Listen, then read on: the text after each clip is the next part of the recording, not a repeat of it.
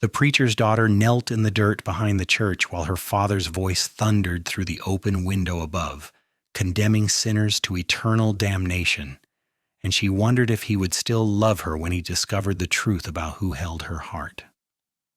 Alta. Utah sat nestled in the Wasatch Mountains like a secret whispered among the peaks, a silver mining town that had grown from a handful of tents in 1865 to a proper settlement by this summer of 1878.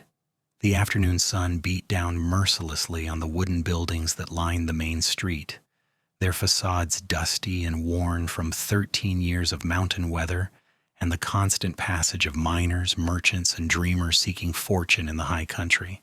Katherine Dawson had lived here for 5 of those years, ever since her father, Reverend Thomas Dawson, had arrived to save the souls of rough men who spent their days in darkness pulling silver from the earth and their nights in saloons trying to forget the dangers they faced. She stood now brushing the dirt from her simple blue cotton dress, the one her mother had sewn before the consumption took her 3 winters past. The fabric was faded but clean, mended carefully at the hem where it had caught on a nail. Katherine was 20 years old, with dark hair she kept pinned in a modest bun and gray eyes that her father said were too curious for a proper young woman. Those eyes had gotten her into trouble more than once, always looking, always questioning, always seeing things she was supposed to ignore. The sermon ended with a final resounding condemnation, and Katherine heard the congregation beginning to file out. She should go around to the front, should stand beside her father and smile at the parishioners as they complimented his passionate preaching. Instead, she walked quickly toward the edge of town, her boots kicking up small clouds of dust with each step. She had perhaps an hour before her father would notice her absence and come looking, an hour of freedom before she had to return to the suffocating role of the preacher's dutiful daughter. The path led up into the foothills, away from the constant noise of the stamp mills that crushed ore day and night. Katherine had discovered this trail 2 years ago, following it to a small clearing where aspens grew thick and a spring bubbled up from the rocks. It was her sanctuary, the only place she could breathe without feeling the weight of 100 judgmental eyes upon her. But today someone else had found her sanctuary. A woman sat beside the spring, her back against an aspen trunk, a book open in her lap. She wore men's trousers and a simple white shirt, her blonde hair cut short in a style that would scandalize every proper woman in Alta. She looked up when Katherine approached, and their eyes met. Katherine should have turned around immediately. She should have hurried back to town and never spoken of what she had seen. Instead, she took a step closer. "I'm sorry," the woman said, her voice soft and cultured, with an accent Katherine could not quite place. "I did not know this place belonged to anyone." "It does not belong to me," Katherine replied, surprised at how steady her own voice sounded when her heart was racing. "I just come here sometimes to think." The woman smiled, and something in Katherine's chest tightened. "Then perhaps we can share it. I am Katja, though most people here call me Kate to make it easier on their tongues. I came to Alta 3 months ago." Katherine sat down carefully, maintaining a respectable distance. "I am Katherine. My father is the preacher." "Ah."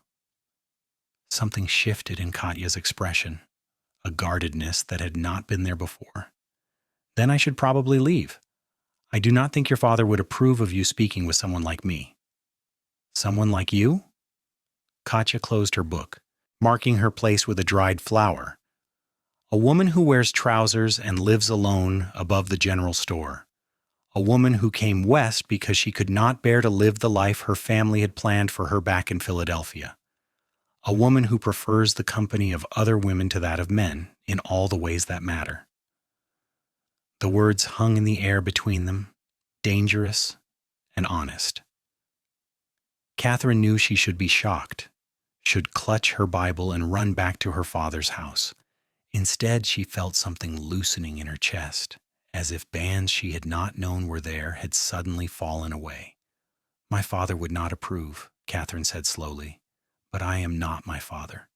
Katja looked at her then, really looked at her, and Katherine felt seen in a way she had never experienced before. They talked until the shadows grew long, about books and ideas and the vast unfairness of a world that demanded women be small and silent and submissive. When Katherine finally returned to town, her father was waiting on the porch of their small house beside the church, his Bible clutched in one hand.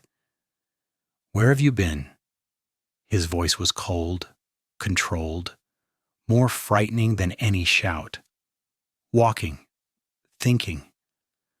A young woman has no business wandering alone. What will people think?" Katherine met his eyes, and for the first time in her life she did not look away. "I was not doing anything wrong, Father." But she went again the next day, and the day after that. Katja was always there, reading or writing in a leather journal, and they would talk for hours about everything and nothing. Katherine learned that Katja had studied at a women's college back east, that she had left behind a life of tea parties and proper suitors to come west and find herself.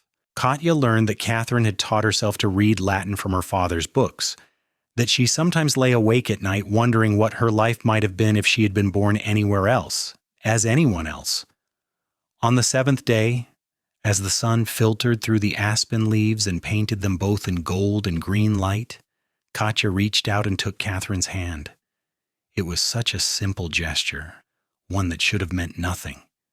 But Katherine felt it like lightning through her entire body, a connection so profound it terrified her.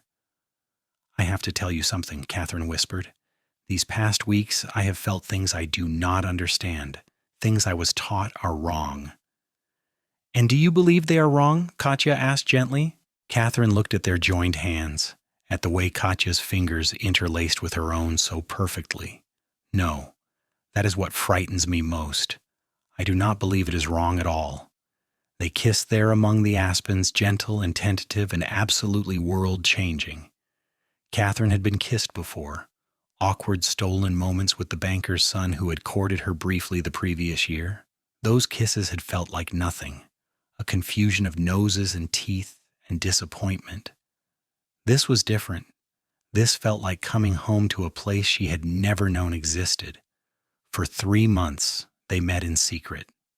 Katherine became adept at lying, at slipping away during the times her father was occupied with church business or visiting the sick.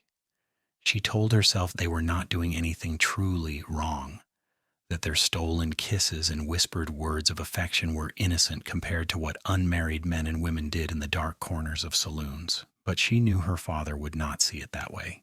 She knew the entire town would condemn her if they learned the truth. The end came on a crisp October afternoon, when the aspens had turned to flame and gold. Katherine's father had left that morning to visit a mining camp 20 miles distant, and she had thought herself safe to spend the entire day with Katja. They had talked about leaving, about going to San Francisco, where Katja said there were communities of women like them who lived openly. Katherine had allowed herself to imagine it, a life of freedom and honesty and love. They were walking back toward town, still laughing about something Katja had read in a newspaper from back east, when they rounded a bend in the trail and came face to face with Mrs. Margaret Howerton, the mayor's wife and the most dedicated gossip in Alta. The expression on the older woman's face shifted from surprise to shock to righteous horror as she took in their joined hands, the way they stood so close together, the undeniable intimacy between them. Katherine dropped Katja's hand immediately, but it was too late. Mrs. Howerton gathered her skirts and hurried past them without a word, heading directly toward town and the preacher's house. "She will tell him," Katherine said, her voice hollow. "She will tell everyone." Katja gripped her shoulders. "Then we leave now, today. We can take the stage to Salt Lake City and be gone before anyone can stop us." But Katherine was shaking her head. "I cannot just disappear. He is my father. Whatever else he is, he raised me after my mother died. I have to face him. I have to try to make him understand." "Katherine, please." There were tears in Katja's eyes now. "Men like your father do not understand. They only condemn." "I have to try," Katherine insisted. "Wait for me at the general store. I will talk to him, and then we will go together. I promise." She should have listened to Katja's warnings. She should have run while she had the chance. Katherine found her father in the church, standing at the pulpit with his Bible open before him, though she could tell he was not reading it. Mrs. Howerton must have already come and gone. He looked up when Katherine entered, and the expression on his face made her want to turn and flee. She had seen him angry before, had weathered his cold disappointment and his stern lectures. But this was something different, something that went beyond anger into a realm of pure righteous fury that chilled her to her bones. "Is it true?" His voice echoed in the empty church. Katherine lifted her chin. "I do not know what Mrs. Howerton told you." "She told me she saw you with that woman, the one who wears trousers and lives in sin above the general store. She said you were holding hands like lovers. She said the way you looked at each other was unnatural and perverse." He descended from the pulpit slowly, each step measured and terrible. "Tell me she is a liar and a gossip spreading false witness, and I will believe you." Katherine wanted to lie. The words were right there, easy enough to say, but she found she could not force them past her lips. She had spent her entire life being what her father wanted, saying what he expected, bending herself into shapes that fit his narrow view of righteousness. She was tired of it, tired of hiding, tired of lying, tired of being ashamed of the one pure and honest thing she had ever felt. "I will not lie to you, Father. Katja and I care for each other. We have done nothing wrong."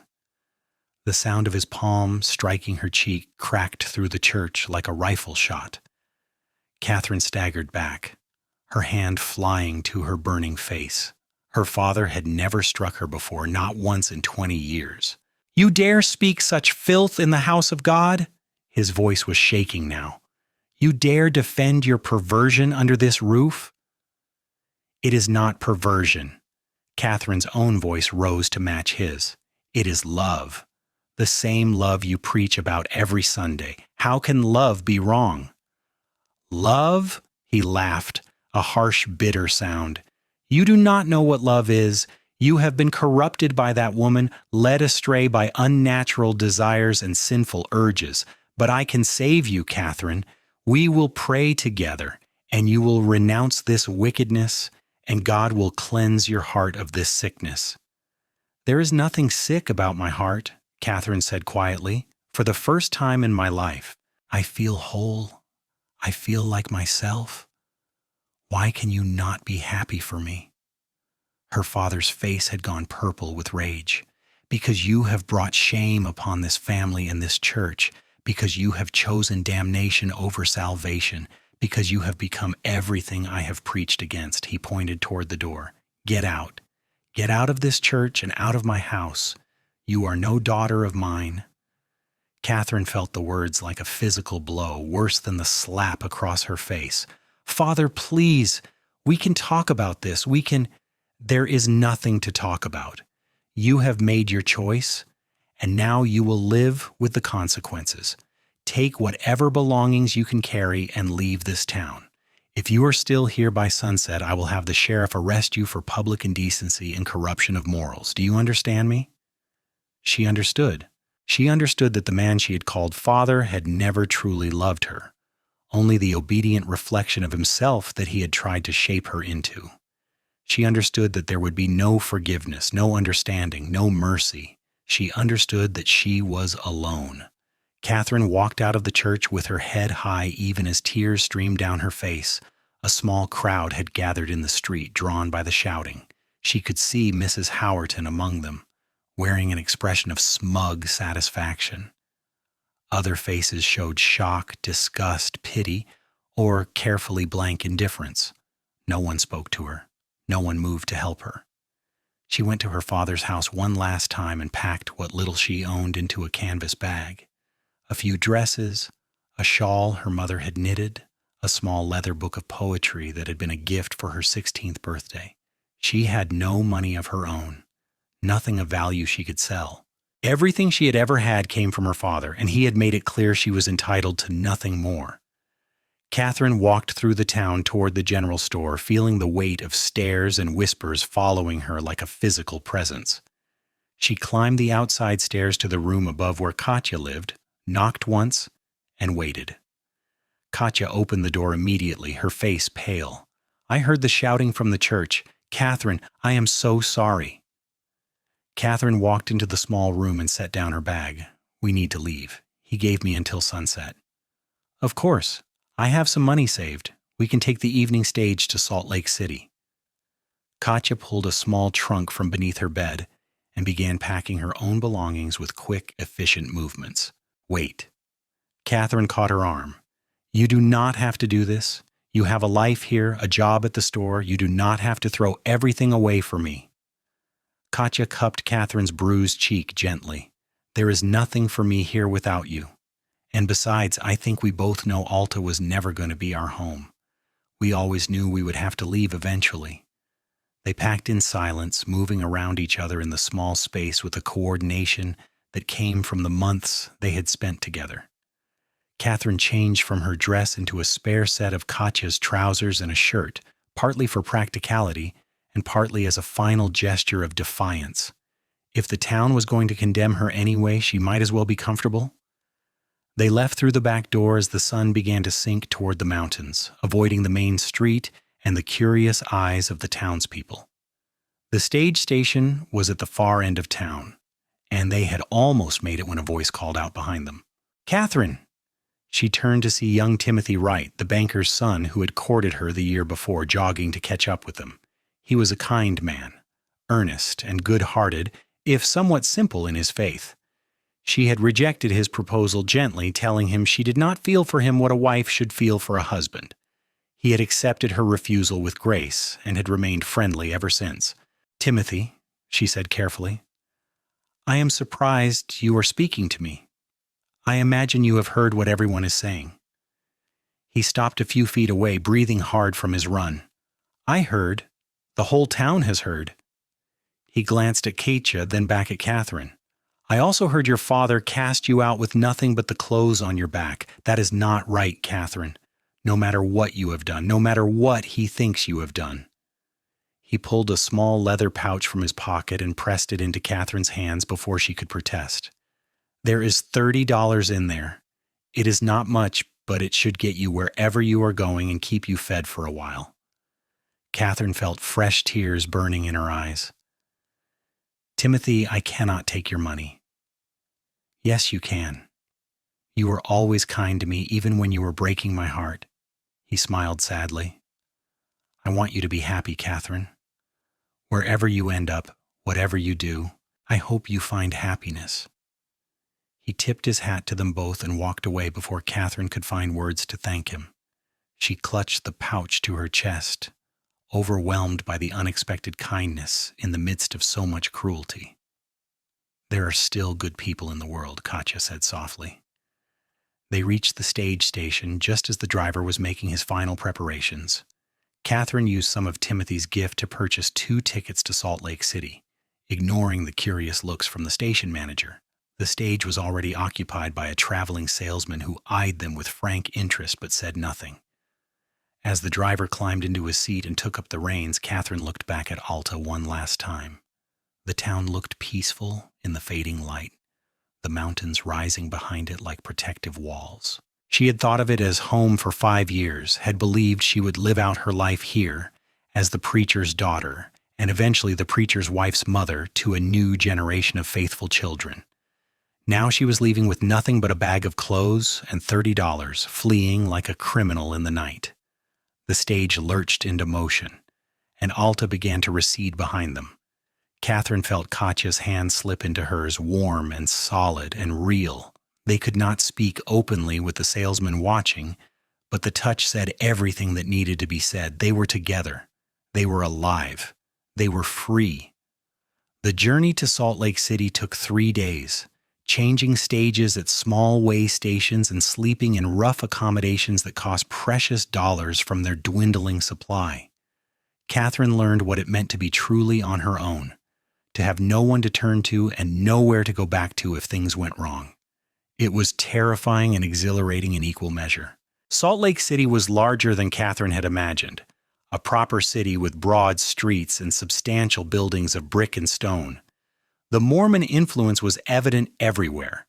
in the style of architecture and the sober dress of many citizens, but there were also plenty of Gentiles, merchants, and miners and travelers passing through on their way to somewhere else. It was a place where two women traveling together might not attract quite as much attention as they had in Alta. They found a small boarding house run by a widow named Mrs. Chen, a Chinese woman whose husband had died working on the railroad. She asked no questions about their relationship, only required payment in advance and adherence to her house rules. The room was tiny, barely large enough for a single bed and a small dresser, but it had a window that looked out on the street and a lock on the door. It was theirs. Finding work proved more difficult. Katherine had no skills beyond housekeeping and Bible study, neither of which seemed particularly valuable in a city already full of women seeking respectable employment. Katja was better off, with her education and quick mind, but even she struggled to find anything beyond occasional work copying documents for a lawyer's office. Their money dwindled rapidly. Within 2 weeks, they were down to $5, barely enough to pay for another week's rent. Katherine lay awake at night, staring at the ceiling and wondering if they had made a terrible mistake. Perhaps they should have gone different directions, found separate lives where they might have passed unnoticed. Perhaps loving each other was not enough when the world seemed determined to make them suffer for it. On the 15th day, as Katherine was returning from yet another fruitless search for employment, she noticed a crowd gathering in the street. A freight wagon had overturned, spilling crates of supplies across the road and blocking traffic. The driver was cursing and trying to right the wagon while a man in a fine suit stood to the side, surveying the damage with a grim expression. Katherine should have walked past. She should have minded her own business and returned to the boarding house, but she saw the way people were just standing and watching, the way no one moved to help, and something in her refused to simply walk away. She set down her bag and moved toward the overturned wagon. "If we get enough people pushing, we can tip it back onto its wheels," she called out. "We just need to work together." The man in the suit looked at her in surprise. "You're offering to help?" "I'm offering to organize, but yes, I will help too." Something sparked in his eyes, a glimmer of approval. He turned to the crowd. "You heard the young woman. Anyone willing to help, come forward now." Between Katherine's direction and the man's authority, they managed to gather a dozen able-bodied people. It took 20 minutes of hard work, but they got the wagon righted and most of the crates reloaded. Katherine's arms ached, and her borrowed trousers were dusty and stained, but she felt better than she had in weeks. It felt good to do something useful, to solve a problem rather than dwelling on her own troubles. When the work was done, the man in the suit approached her. He was older, perhaps 45, with graying hair and sharp blue eyes. "That was well done, miss. Katherine Dawson." "Fletcher Xerxes," he said, offering his hand. Katherine shook it, noting his firm grip and the calluses that said that he was no stranger to hard work despite his fine clothes. "I own a freight company. We haul goods between here and settlements throughout Utah and Nevada. I could use someone with your organizational skills and willingness to work." Katherine felt hope flutter in her chest for the first time in weeks. "What kind of work?" "Managing manifests, coordinating shipments, overseeing the warehouse. It is not glamorous, but it pays well. And I do not care if you wear trousers or dresses as long as you get the job done." He paused, studying her face. "You look like someone who has had a hard time recently. I know something about that. I came west 10 years ago with nothing but the clothes on my back and a wagon load of determination. If you are willing to work hard, I will give you a chance." Katherine wanted to weep with relief. "When can I start?" "Tomorrow morning. Dawn." He wrote an address on a card and handed it to her. "Come to this warehouse. We will see what you can do." She hurried back to the boarding house, running up the stairs and bursting into their room where Katja was bent over a letter she was writing. "I found work, real work that pays well." Katja leaped up and embraced her, and they spun around the small room laughing like children. For the first time since leaving Alta, Katherine felt like perhaps they were going to survive after all. Fletcher Xerxes proved to be a fair, if demanding, employer. He expected long hours and hard work, but he paid Katherine $1 a day, which was more than most women could earn at any job in the city. More importantly, he treated her with respect, listening to her suggestions about improving efficiency and trusting her judgment when it came to managing the warehouse workers. Katherine learned that Fletcher had his own story of loss and reinvention. He had been married back east, happy and settled, until his wife fell in love with his business partner. The betrayal had destroyed him, and he had come west to start over in a place where no one knew his shame. He understood what it meant to be cast out, to have to build a new life from nothing. The thing about the West, he told Katherine one afternoon as they inventoried a new shipment, is that out here, your past matters less than what you can do today. People are too busy trying to survive to worry much about where you came from or why you left. Katherine thought about Alta, about her father's face as he cast her out, about the weight of judgment she had carried her entire life. I wish that were true everywhere. Give it time, Fletcher said. The world is changing slowly. One day people like you will not have to run anymore. Katja found better work too, teaching at a small private school that catered to the children of Gentile merchants. Between their two incomes, they were able to move to a better room and even save a little money.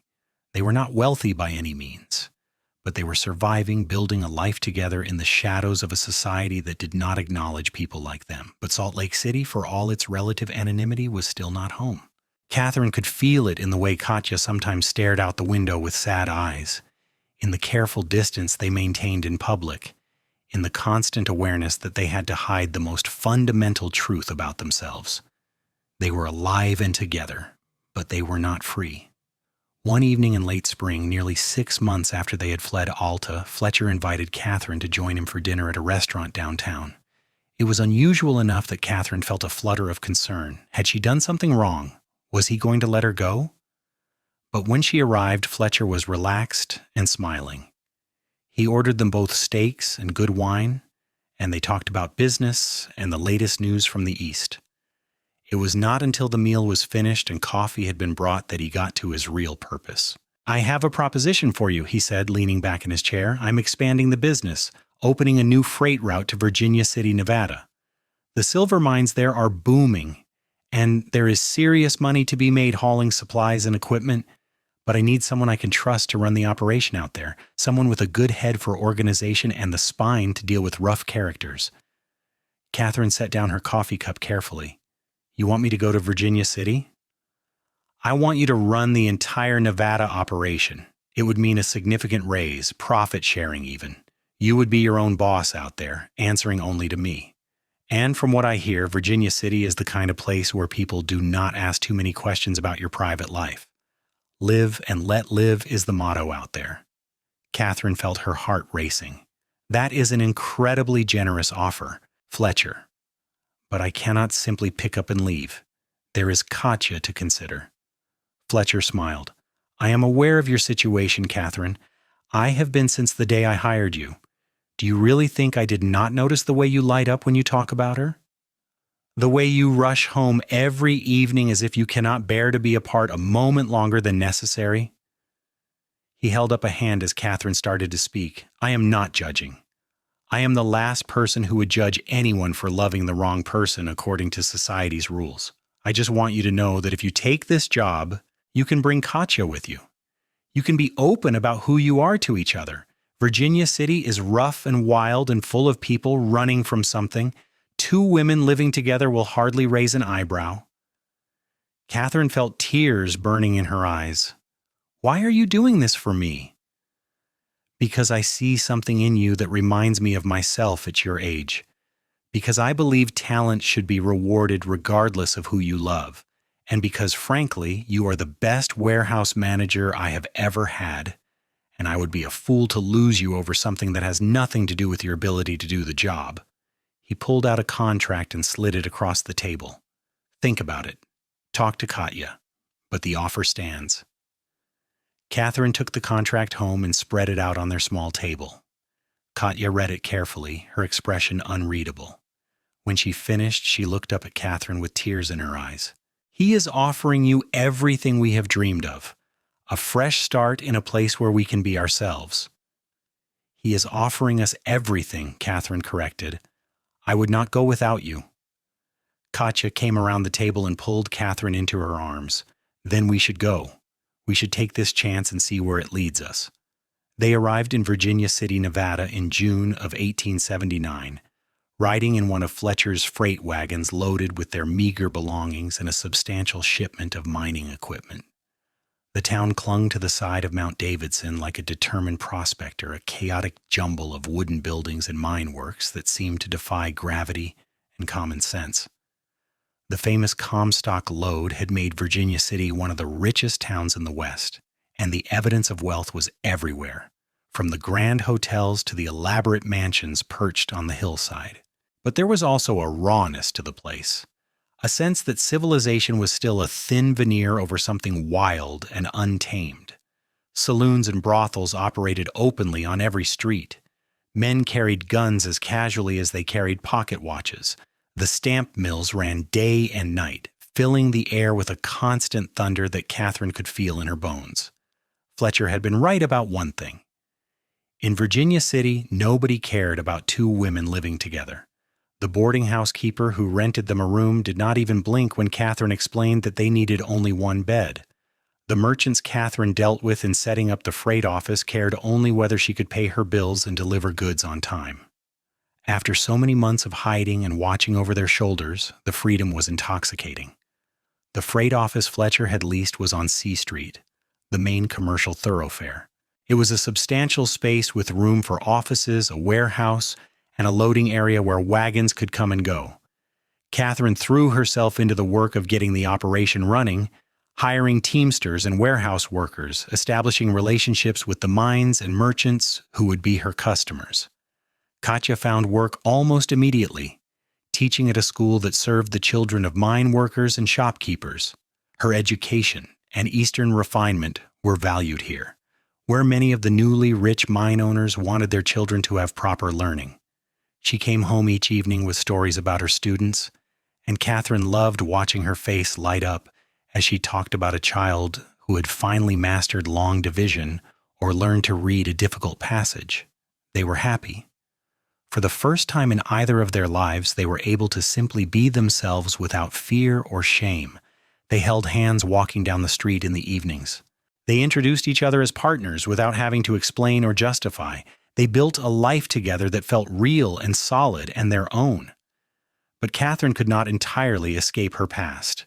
Late at night, when Katja was asleep beside her, she sometimes lay awake and thought about her father. She wondered if he ever regretted casting her out, if he ever missed her, if he ever questioned whether his righteousness had been worth the cost of losing his only child. She wondered if she would ever be able to forgive him for choosing his faith over his daughter. It was on one of those sleepless nights, lying in the dark and listening to the distant sounds of the town, that Katherine made a decision. She would never be able to move forward until she made peace with her past. She did not need her father's approval or forgiveness, but she needed him to know that she had survived, that his rejection had not destroyed her, that love had proven stronger than hate. The next morning she sat down and wrote him a letter.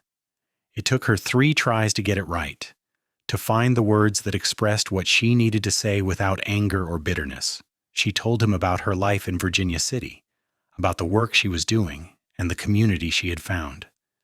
She told him that she was happy, that she had no regrets, that she hoped someday he might understand that love came in many forms and none of them were wrong. She did not ask for reconciliation or forgiveness. She simply wanted him to know that she was all right.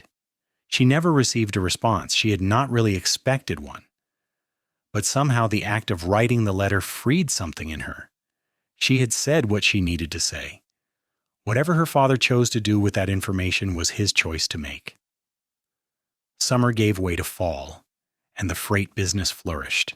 Katherine hired more teamsters and expanded their routes, hauling supplies not just to the mines around Virginia City, but to smaller settlements throughout Nevada and eastern California. Fletcher came to visit in October and was delighted with what she had accomplished. He approved her plan to purchase additional wagons and draft animals, and he increased her share of the profits. "You have a real talent for this, Monsieur," he told her as they reviewed the account books in her office. "And I knew you were good, but you have exceeded even my expectations. If you keep this up, you will be wealthy enough to retire by the time you're 40. Katherine laughed. "I cannot imagine retiring. What would I do with myself?" "Whatever you want. That's the point of having money. It buys you freedom." The words stayed with Katherine long after Fletcher had returned to Salt Lake City. Freedom. She had spent the first 20 years of her life believing that freedom came from obedience, from following the rules and doing what was expected. Then she had learned that real freedom came from being true to herself, even when it meant losing everything. Now she was learning that financial freedom was yet another kind of liberation, the ability to make choices without being constrained by desperation or dependence. Winter in Virginia City was harsh, with snow piling up in drifts higher than a man's head and temperatures that could freeze exposed skin in minutes. The freight business slowed during the worst months, though Katherine kept her crews working, knowing that the mines needed supplies regardless of weather. She paid her workers well and made sure they had warm clothes and good food, and in return they were loyal and hardworking. It was during a particularly brutal January storm that Katherine first met Fletcher's brother, Franklin Xavier. She was in the warehouse checking inventory and making sure nothing had frozen or been damaged by moisture when she heard the door bang open. A man staggered in, covered in snow and ice, leading a limping horse. Katherine hurried over, helping him get the horse into the relatively warm warehouse and closing the door against the blizzard. "Are you all right?" she asked. The man pulled back his snow-crusted scarf, revealing a face that bore a striking resemblance to Fletcher Xerxes, though younger and rougher around the edges. He had the same blue eyes and strong jaw, but where Fletcher had an air of settled authority, this man had the restless energy of someone who had not yet found his place in the world. "I am looking for Fletcher Xerxes' freight operation," he said, his teeth chattering from cold. "I was told it was on C Street, but I cannot see 10 feet in this damn storm." "You found it. I am Katherine Dawson, Fletcher's manager here in Virginia City." "And you are?" "Franklin Xavier, Fletcher's younger brother." He started to offer his hand, then realized he was still wearing gloves crusted with ice and snow. "Sorry, I am a mess. I rode up from Carson City, thought I could beat the storm. Clearly, I was wrong." Katherine helped him get his horse settled in one of the stalls they kept for their draft animals, with food and water and blankets to keep the cold at bay. Then she took Franklin up to the office, where she had a small stove burning, and put a kettle on for coffee. "What brings you to Virginia City in the middle of winter?" she asked as she handed him a steaming cup. Franklin wrapped both hands around the coffee, savoring the warmth. "I am between jobs and between towns. Heard Fletcher had set up an operation out here and thought I would see if he could use another hand. Did not expect him to have hired a woman to run the place, though." There was no malice in his tone, only surprise. Katherine had gotten used to men underestimating her. "Fletcher cares about competence, not gender. I get the job done, so he pays me well." Franklin studied her with those sharp blue eyes. "Fair enough. Can you use another teamster?" "I am good with horses and mules, know these roads well, and I do not drink on the job." "That is a low bar," Katherine said dryly. "You would be surprised how many men cannot clear it." He grinned, and Katherine saw the family resemblance even more clearly. The Xavier brothers shared that same charming smile. The storm lasted 3 days, keeping everyone trapped indoors. Franklin slept in the warehouse office and made himself useful, helping Katherine with inventory and repairs that had been put off. He was easy to talk to, with a quick wit and a gift for storytelling. He told Katherine about growing up back east, about his complicated relationship with his successful older brother, about the series of failed ventures that had brought him west. "Fletcher was always the golden child," he said on the second evening, as they shared a simple meal of canned beans and hardtack. "Smart, responsible, good at business. I was the screw-up, the one who was always chasing some crazy dream that never panned out. Our parents died thinking I would never amount to anything." "And what do you think?" Katherine asked. Franklin was quiet for a moment. "I think they were probably right, but I keep trying anyway. Stupid, I know." "Not stupid. Hopeful. There is a difference." When the storm finally broke, Katherine offered Franklin a job as a teamster. He accepted gratefully and proved to be one of her best hires. He was reliable and hardworking, good with the animals, and good with customers. He did not drink to excess or start fights, which put him head and shoulders above many of the men who worked in the freight business. More importantly, he seemed to understand without being told that Katherine and Katja were together. He never asked intrusive questions or made crude jokes. He treated Katja with respect when he met her, and he never acted as if there was anything strange about two women building a life together. Over the following months, Franklin became a friend to both of them. He joined them for dinner sometimes, sharing stories about his runs to outlying settlements and the colorful characters he met along the way. He helped them move to a larger apartment when Katherine's success allowed them to afford better accommodations.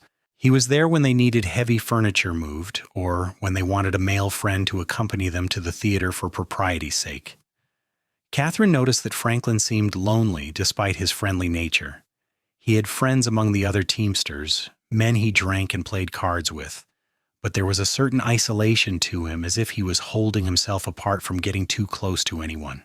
One evening in early spring, as the three of them sat on the porch of Katherine and Katja's apartment watching the sunset paint the mountains gold and purple, Katherine asked him directly, "Why did you really come to Virginia City, Franklin? It was not just about finding work." He was quiet for so long she thought he would not answer. Then he said, "I fell in love with someone I should not have, a Chinese woman in Sacramento. Her family owned a restaurant where I used to eat. We kept it secret for months, knew what would happen if anyone found out. But someone saw us together, and her family." He stopped, his jaw working. "They sent her back to San Francisco, married her off to someone else before I could do anything about it, and I got run out of town by men who thought I had dishonored her by even looking at her." Katherine reached over and squeezed his hand. "I am sorry. Fletcher told me about you," Franklin continued. "It's about why you left Utah, about what his freight business really means. He said you would understand what it is like to love someone the world says you should not love. I guess I just wanted to be around people who understood that sometimes love does not follow the rules society sets, and that does not make it wrong." The three of them sat in silence as the light faded and stars began to appear in the deepening blue of the sky. Katherine thought about all the different ways the world tried to control love, to dictate who could care for whom and how and why. She thought about the price people paid for defying those rules and about the courage it took to love anyway. "Love is not wrong," she said finally. "It is never wrong. Everything else is just fear and ignorance and people trying to force the world to fit their narrow view of how things should be." Franklin looked at her, and in the last light of day, she saw tears shining in his eyes. "I wish more people believed that." "Someday they will," Katja said softly. "We just have to keep believing it ourselves and living our truth until the world catches up." The freight business continued to grow through 1880 and into 1881. Katherine hired more workers and expanded into passenger transport, running a stage line between Virginia City and Carson City. The work was demanding, requiring long hours and constant attention, but it was satisfying in a way nothing in her old life had ever been. She was building something real, creating opportunities not just for herself, but for the people who worked for her. Franklin became her second in command, managing the day-to-day operations when Katherine was occupied with bigger picture planning and financial matters. He proved to have a good head for business once he was given responsibility and respect. The restless dissatisfaction that had marked him when he first arrived began to fade, replaced by a quiet confidence. One afternoon in late summer, Katherine was in her office going over contracts when Franklin knocked on the doorframe. "Got a minute?" he asked. "Always? What is on your mind?" He came in and sat down across from her desk, turning his hat in his hands nervously. "I have been thinking, this business has gotten big enough that we need to formalize things. Right now it is all in Fletcher's name, with you as his manager. But you are the one who built this operation. You should have a real stake in it, not just a salary and profit sharing." Katherine leaned back in her chair. What are you suggesting? Partnership. You, me, and Fletcher as equal partners in the Nevada operation. We split the profits 3 ways. We all have say in how things are run. It is only fair, considering everything you have done. And Fletcher agrees with this? Franklin grinned. It was his idea. I am just the messenger. He is drawing up the papers right now. If you agree, we can sign them next time he comes through. Katherine felt emotion welling up in her chest. A partnership meant security, real ownership of what she had built. It meant she could never be cast out again, never be left with nothing. Tell Fletcher yes, and thank you, Franklin. You did not have to advocate for me. Yes, I did. You gave me a job when I had nothing. You gave me a place where I can be myself and not have to hide parts of my history. This is me paying that forward. The partnership papers were signed in September, making Katherine Dawson a legal owner of Xavier Freight Company's Nevada operations. Katja insisted they celebrate properly, and they threw a party at a local restaurant inviting their employees and friends. It was a joyous evening, full of good food and better company, and Katherine felt a contentment she had never imagined possible in those dark days when her father cast her out. But life has a way of disrupting contentment just when you think you have found peace. It was a cold October morning when the stagecoach arrived from the east carrying a passenger no one expected. Katherine was at the freight office reviewing manifests for a large shipment when Franklin came in looking troubled. "We have a problem," he said.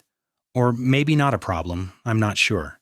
There is someone asking for you at the hotel, says he knows you from Alta." Katherine's heart sank. "Who?" "Cowboy named Jesse. Said he worked as a ranch hand near Alta, met you a few times at church socials. He seems decent enough, but I thought you should know before you decided whether to see him." Katherine remembered Jesse vaguely, a quiet man who had always been polite but never pushed his attention on her. "What does he want?" "He did not say. Just asked if I knew where to find Katherine Dawson, said he had news from Utah."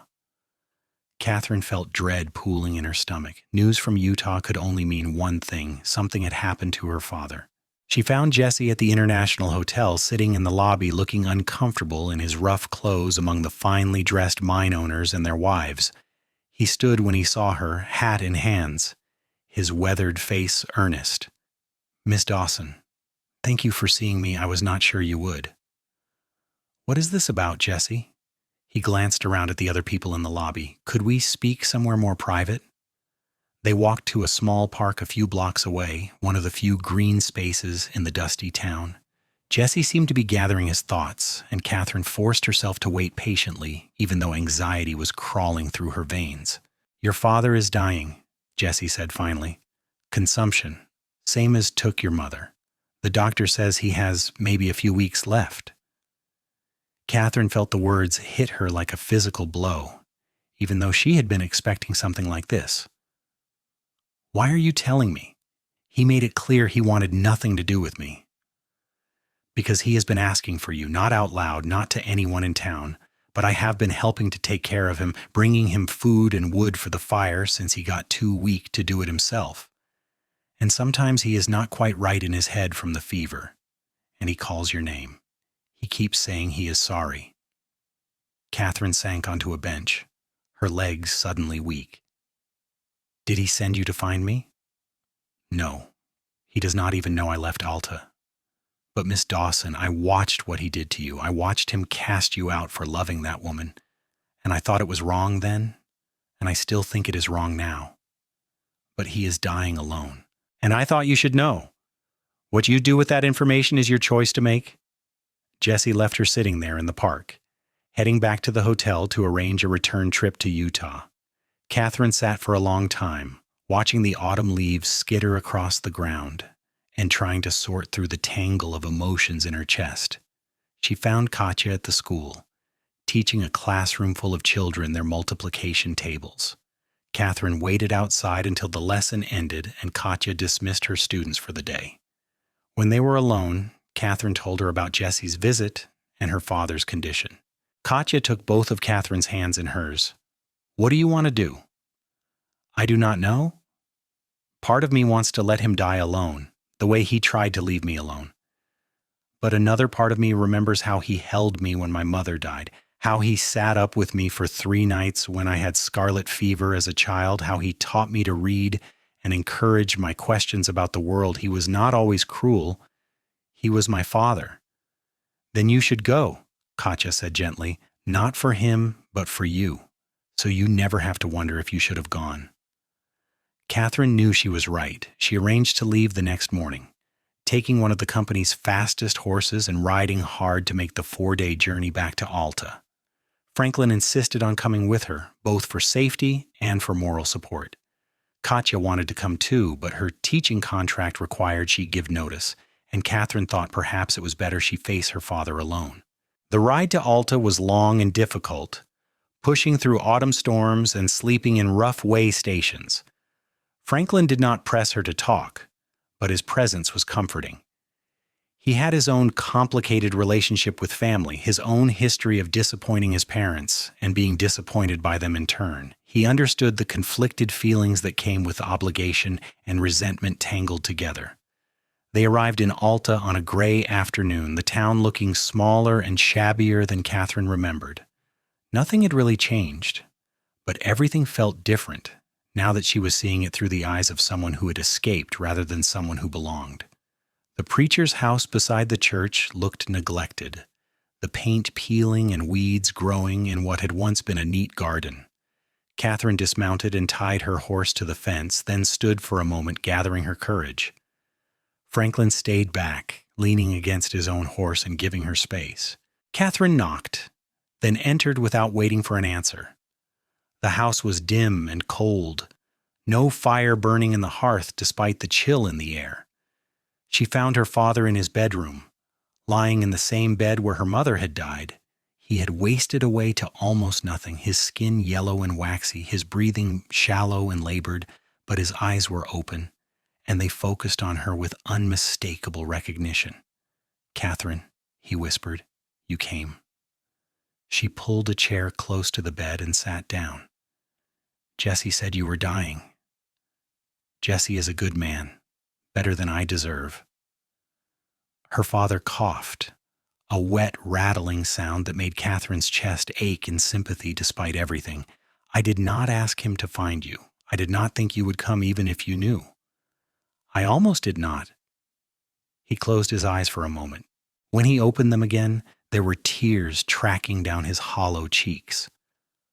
"I was wrong. About everything. About you. About that woman you loved. About what God wants from us.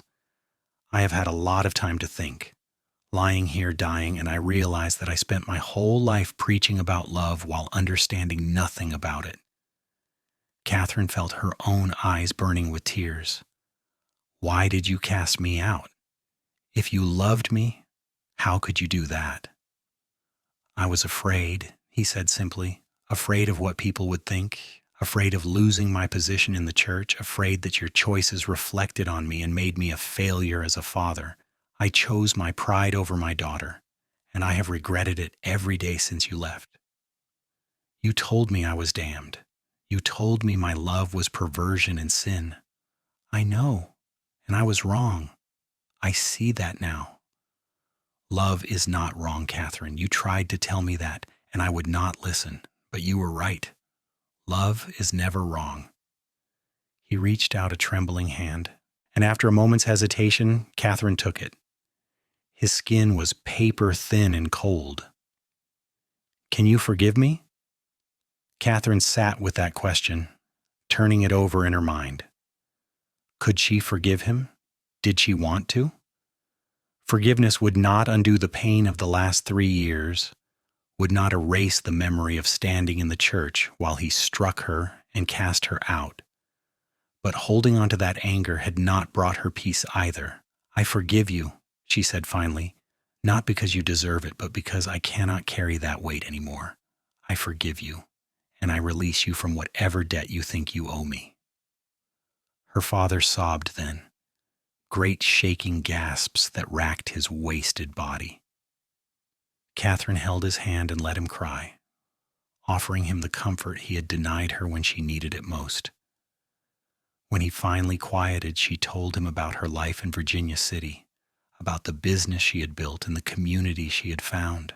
She told him that Katja was well and happy, that they had a life together filled with purpose and joy.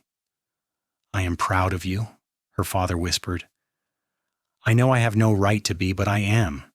You built something good out of the ruins I left you with. That takes strength I never had." He died that night peacefully in his sleep with Katherine sitting beside his bed. She cried then, not for who he had been at the end, but for who he might have been all along if fear and pride had not twisted him. She cried for the father she had lost long before he cast her out, the one who had taught her to read and had carried her on his shoulders and had told her she could be anything she wanted to be. Jessie helped her arrange the funeral. It was a small affair, just a handful of people from the town who had known her father. Katherine was surprised to see Timothy Wright among the mourners. He approached her after the service, his kind face sad. "I am sorry for your loss," he said. "Whatever happened between you, he was still your father. Thank you for coming, and thank you for your kindness all those years ago. That money you gave me made a real difference." Timothy smiled. "I heard you have done well for yourself in Nevada. I am glad. You deserved better than what this town gave you." Mrs. Howerton was also at the funeral, though she kept her distance and did not speak to Katherine. But as people were leaving, she approached, her face carefully neutral. "Your father spoke of you often in these last months," she said stiffly. "He regretted his harshness." Katherine could have said many things. She could have pointed out Mrs. Howerton's role in her exile, could have thrown the woman's gossip and cruelty back in her face. Instead, she simply said, "We all have regrets, Mrs. Howerton. I hope you make peace with yours as my father made peace with his."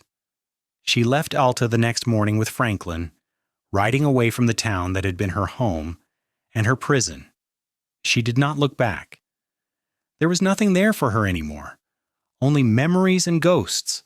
Her life was in Virginia City now, with Katja and the business and the future they were building together. Katja met them at the edge of town when they arrived back in Nevada, having gotten word from one of the freight drivers that they were on their way. She embraced Katherine tightly, and Katherine felt the last of the tension drain from her body. This was home. Not a place, but a person. This was where she belonged. "How are you?" Katja asked softly. "I am all right. It was hard, but I'm glad I went. I made my peace with him, and now I can let it go."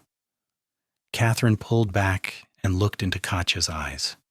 "I am ready to focus on our future now, not my past."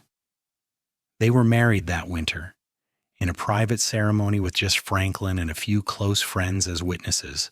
It was not a legal marriage, could never be recognized by any church or government, but it was real to them, and that was all that mattered. They exchanged rings that Franklin had helped Katherine pick out, simple gold bands that they wore on chains around their necks when in public and on their fingers when at home. The freight business continued to thrive.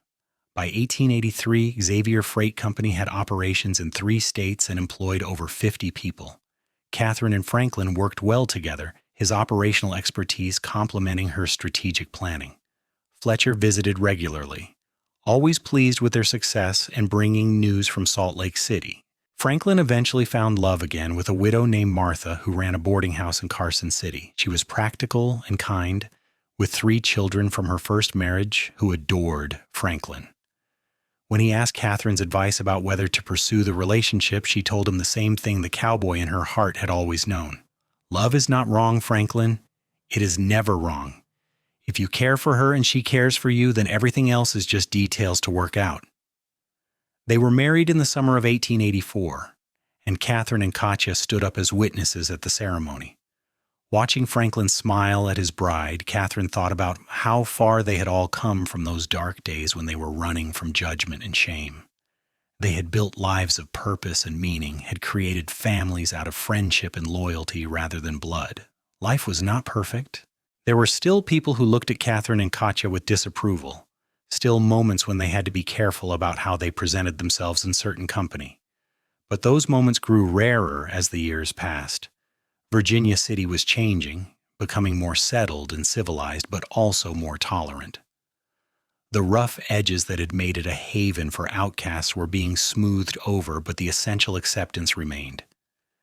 Katherine and Katja moved into a house on the hillside in 1885, a proper home with multiple rooms and a view of the valley below. They furnished it carefully, filling it with books and comfortable furniture and small luxuries they had once only dreamed of. They had a garden where Katja grew vegetables and flowers, and a barn for the horses Katherine sometimes brought home from the freight business.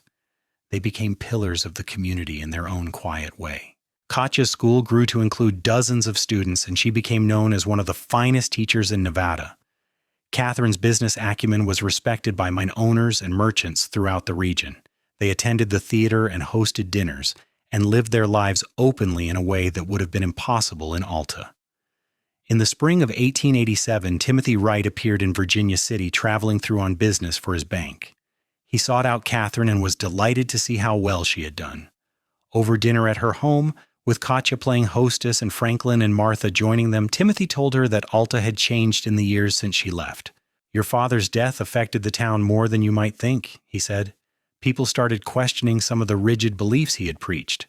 We have a new minister now, a younger man who talks more about compassion and less about damnation.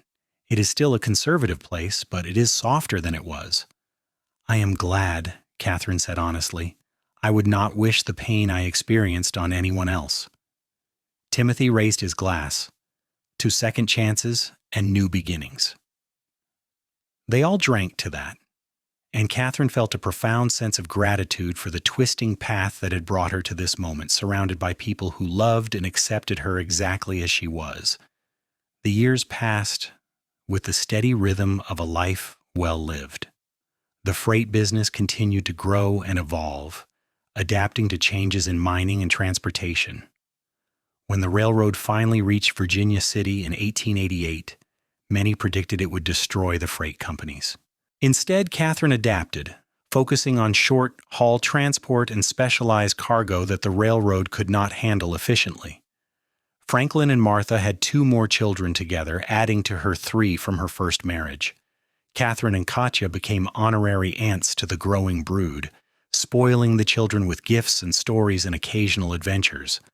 Watching Franklin with his family, Katherine was glad he had found the happiness that had eluded him for so long. In 1890, Katja came home from school one afternoon with an unexpected proposal. "There is a girl in my class, Mary. She is 12 years old, bright and eager to learn, but her parents died in a mining accident last month. She has no other family, and the orphanage in Carson City is full. They are trying to place her with someone here in town."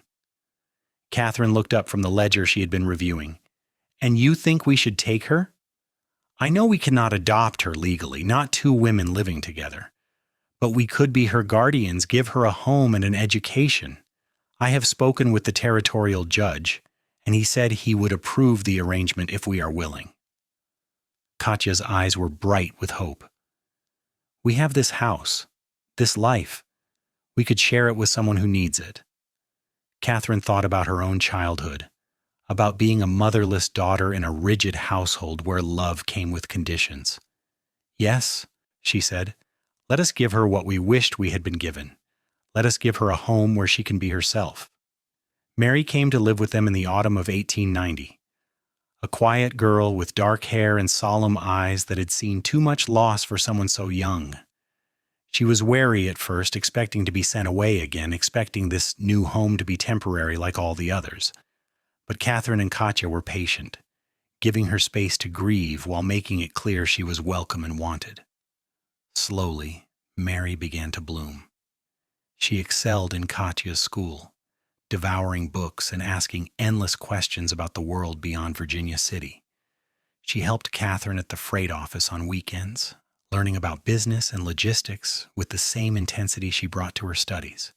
She grew from a grieving child into a confident young woman, secure in the knowledge that she was loved exactly as she was. In 1892, when Mary was 14, she came to Katherine and Katja with tears in her eyes and a confession on her lips. "I need to tell you something, and I am afraid you will send me away when you hear it." Katherine set aside the book she had been reading. "Nothing you could say would make us send you away, Mary. You are our daughter in every way that matters. There is a girl in my class, Sarah. I think about her all the time, and not the way I think about other friends. I think I might. She could not finish the sentence, but Katherine understood. She pulled Mary into her arms and held her while she cried. You are not wrong, Katherine whispered. There is nothing wrong with who you are or how you love. We know that better than anyone. Katja joined them, wrapping both Katherine and Mary in her embrace. We love you, she said firmly. We will always love you no matter who you love. Mary sobbed with relief, releasing years of fear and confusion. When she finally pulled back, her eyes were red but clear. You understand because you are like me. You and Katherine, you love each other the way I love Sarah.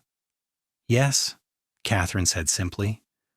There had never been any point in hiding it from Mary, who lived in their house and saw the truth of their relationship every day. We do. Did your families accept you? Mary asked. Katherine felt the old pain, distant now but never entirely gone. No. My father cast me out when he learned the truth. But I survived, and I built a new life, and I found happiness I never could have imagined. Whatever happens with your feelings for Sarah, you need to know that you are not alone. You have us, and we will stand with you no matter what. Mary did not pursue a relationship with Sarah, understanding even at 14 that such things were dangerous. But she grew up knowing she was loved and accepted, understanding that the narrow definitions of love imposed by society were not the only truth. She went on to attend university in San Francisco, studying literature and teaching, following in Katja's footsteps while forging her own path. The new century arrived with celebration and hope. Virginia City had declined from its booming heights, the easily accessible silver largely mined out, but it remained a substantial town with a strong community. Xavier Freight Company adapted to serve the smaller population, focusing on quality and reliability rather than sheer volume. Katherine was 44 years old in 1902, her dark hair now streaked with gray, her face lined with years of laughter and hard work. Katja was 42, still teaching, though she had reduced her hours to focus on private tutoring and writing educational materials. They had been together for 24 years, longer than many legal marriages, and their love had only deepened with time. One evening, sitting on their porch watching the sunset paint the mountains in shades of purple and gold, Katherine took Katja's hand.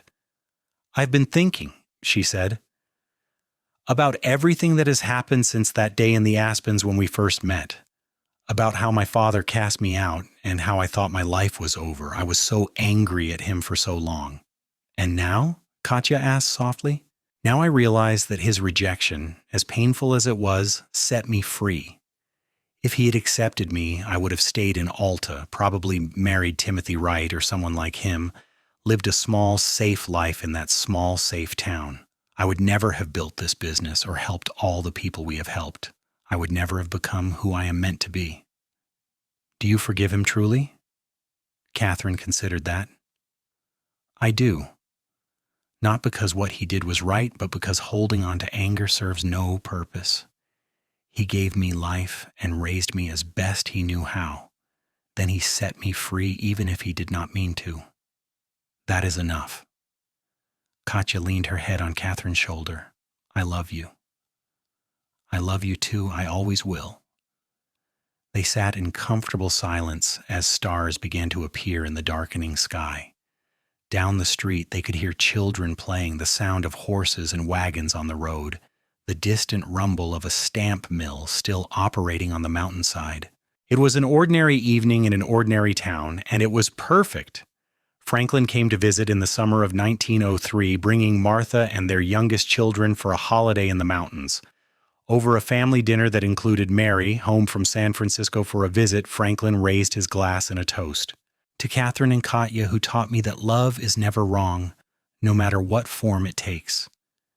You gave me hope when I had none, and you gave me an example of how to live with integrity and courage. I would not be the man I am without you. Katherine felt tears prick her eyes. We were all just trying to survive, Franklin. No, he said firmly.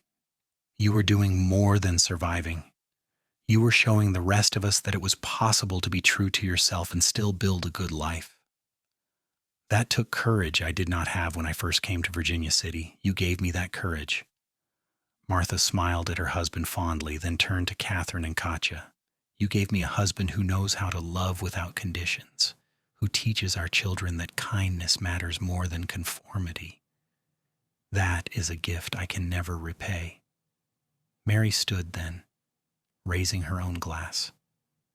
You gave me a home when I had none, and you taught me that family is not about blood but about love and acceptance. You saved my life in ways you will never fully understand. Thank you. Katherine looked around the table at these people who had become her family, this strange, beautiful collection of souls who had found each other in the wilderness and chosen to build something better than what the world had offered them. She thought about the girl she had been, kneeling in the dirt behind her father's church and wondering if love could possibly be worth the price. Now she knew the answer. Love was worth everything, every moment of pain, every sacrifice, every difficult choice. Love had brought her here, to this table surrounded by these people, to this life she had built with her own hands and heart. Love had made her who she was, and she would not change a single moment of it, even the painful ones. To love, she said, raising her own glass. May we all have the courage to follow our hearts no matter where they lead us. They drank to that, and then the conversation shifted to lighter topics, to stories and laughter and the comfortable rhythms of family dinner. Later, after everyone had gone home or to bed, Katherine and Katja sat on their porch swing, rocking gently in the summer darkness. What are you thinking about? Katja asked. Everything and nothing. How far we have come. How lucky we are. Not lucky, Katja corrected.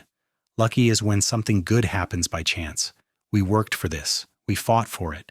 We earned every bit of happiness we have.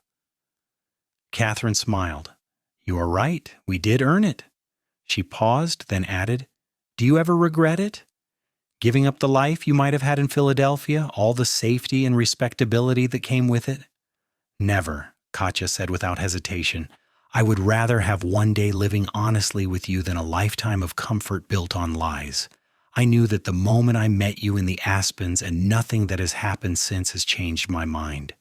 They rocked in silence for a while, listening to the sounds of the night and feeling the comfort of each other's presence.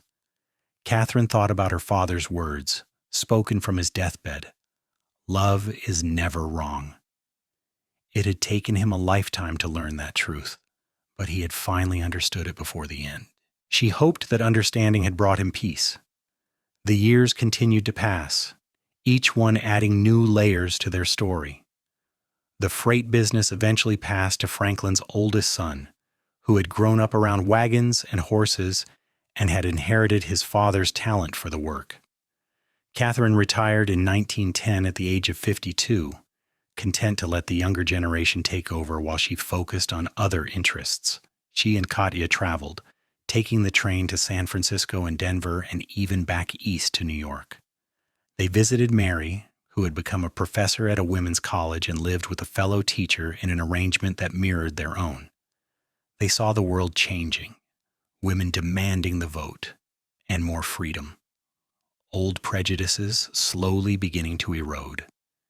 In 1915, Katja fell ill with pneumonia during a particularly harsh winter. For 3 terrifying weeks, Katherine sat by her bedside, holding her hand and refusing to leave even when the doctor suggested she get some rest. She had already lost too many people to illness, her mother and her father both taken by consumption. She would not lose Katja, not to pneumonia or anything else. She willed her to live with every fiber of her being, and Katja survived, though it took months for her to fully recover her strength. During her convalescence, Katherine read to her everyday poetry and novels and newspapers, just as Katja had once read to her in the Aspens above Alta. When Katja was finally well enough to sit up and take short walks, they had a long conversation about the future. We need to make sure everything is in order, Katja said. I know we cannot marry legally, but we need to protect each other legally as much as possible. Wills, property deeds, power of attorney, all of it. Katherine agreed, and they spent weeks working with their lawyer to create documents that would ensure their wishes were respected. It was complicated and sometimes frustrating trying to work within a legal system that did not acknowledge their relationship, but they managed. They would take care of each other, come what may. The Great War came and went, touching their lives only tangentially through news from Europe and young men from Virginia City who went off to fight and sometimes did not return. Franklin's middle son served in France and came home different, quieter, haunted by things he could not speak about. Katherine and Katja supported the family through those difficult times, offering what comfort they could. In 1920, women finally won the right to vote. Katherine was 62 years old when she cast her first ballot, and she cried as she did it, thinking about all the women who had fought for this right, and all the young women like Mary who would grow up taking it for granted. The world was changing slowly and imperfectly, but moving in the right direction. Katja retired from teaching in 1922, ready to spend her remaining years in leisure. She took up painting, something she had always wanted to try, and discovered she had a real talent for it. Their house filled with canvases depicting the Nevada landscape, the mountains and valleys, and wide open skies that had become their home. They celebrated their 50th anniversary in 1928, though only they and a few close friends knew what they were celebrating. Mary came from California with her partner, a kind woman named Alice, who taught biology. Franklin was there with Martha and their extended family. They had a party that lasted late into the night, full of stories and laughter and love.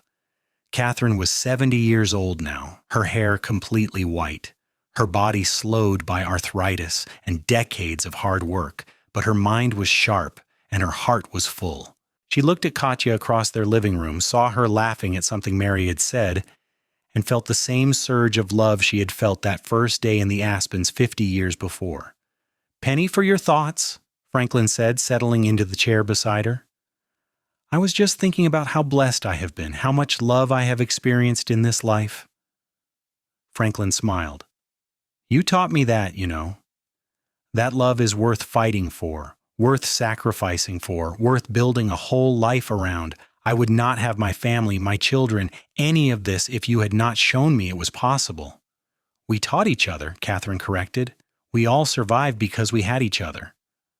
The party wound down eventually, and Katherine and Katja were left alone in their house, tired but happy. They prepared for bed slowly, helping each other with buttons and laces, a routine they had perfected over 50 years together. As they settled into bed, Katja reached for Katherine's hand. "Do you remember what you said to me that first day?" Katja asked. "When I asked if you believed your feelings were wrong?" Katherine smiled. "I said no. I said I did not believe it was wrong at all. And you were right, it was never wrong. Not for one moment in 50 years. "No," Katherine agreed. "It was never wrong. It was always right from the very beginning." They fell asleep holding hands, two old women who had loved each other through every trial and triumph, who had built a life together in defiance of a world that said their love was impossible. They had proven that world wrong over and over again simply by continuing to exist and love and thrive. Katherine lived to be 81 years old, passing peacefully in her sleep in 1939 with Katja beside her. Katja followed 3 years later, her heart simply giving out one afternoon while she was painting in the garden. They were buried side by side in the Virginia City Cemetery, their headstones close enough that the inscriptions could be read together.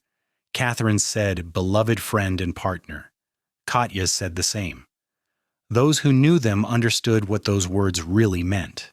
Mary inherited their house and most of their possessions, including Katja's paintings and Katherine's business records and journals. She donated many items to the Nevada Historical Society, wanting to preserve the story of two remarkable women who had helped build the state and its communities. She did not make their relationship explicit in the donation documents, understanding that the world was not quite ready for that truth, but she made sure their story was told in a way that those who looked carefully would understand. The freight business Franklin's family had built continued for another generation before being absorbed by larger companies. The house on the hillside changed hands several times over the decades. Virginia City itself became more of a tourist attraction than a working town. Its boom days long past, but its history preserved. But the love story of Katherine and Katja lived on, passed down through family stories and preserved in letters and photographs. Mary told her students about them, about the courage it took to live authentically in a time when such things were dangerous. Franklin's grandchildren told their own children about the remarkable women who had helped raise their family. And somewhere in the mountains above where Alta had once stood, where aspens still grew thick and a spring bubbled up from the rocks, the wind whispered through the leaves with a sound like distant laughter, a sound that said love was never wrong, could never be wrong, no matter what form it took or what obstacles it faced. A sound that said two women who had loved each other well and truly had left a mark on the world that time could not erase. Their story was one of heartache and triumph, of rejection and acceptance, of fear transformed into courage and shame transformed into pride. It was a story about building family from friendship, about creating community in the wilderness, about surviving when the world said you should not exist. Most of all, it was a love story, pure and simple, proving that the human heart knows no boundaries when it comes to who we love and why. Katherine Dawson had been cast out by her father for loving wrong. But a community of outcasts and misfits had shown her that she had been right all along. Love was never wrong. It was the only thing in the world that was always unquestionably right. And in the end, that love had been enough to build a life on, to sustain them through every challenge, to carry them gently into whatever came after. Their happily ever after was not a fairy tale ending where all problems vanished and everything was perfect. It was 50 years of waking up beside each other, of facing difficulties together, of building something meaningful in a world that tried to tear them down. It was choosing each other every single day, through good times and bad, through youth and age, through health and sickness. It was the quiet heroism of ordinary people living extraordinary lives simply by refusing to hide who they were and who they loved. And that, in the end, was the greatest triumph of all.